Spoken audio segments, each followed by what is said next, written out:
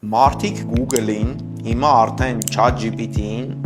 ավելի շատ հարցեր են տալիս ատամնային իմպլանտների և իրենց առողջության մասին, քան բժշկին, իսկ հետո արդեն մտնում են Facebook-յան ամենատարբեր մեկնաբանությունները կարդում են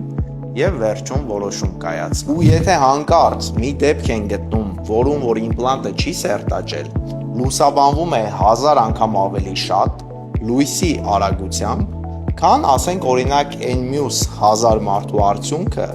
ովքեր որ հենց հիմա վայելում են իրենց սնունդը իմպլանտներով և ժպտում։ Տարիներ շարունակ աշխատում եմ հենց այսպիսի վախերով մարդկանց հետ և ընդամենը չեմ ասում մի վախեցեք, այլ փորձում եմ հենց իրենց դեպքի վրա բացատրել հնարավոր լուծումները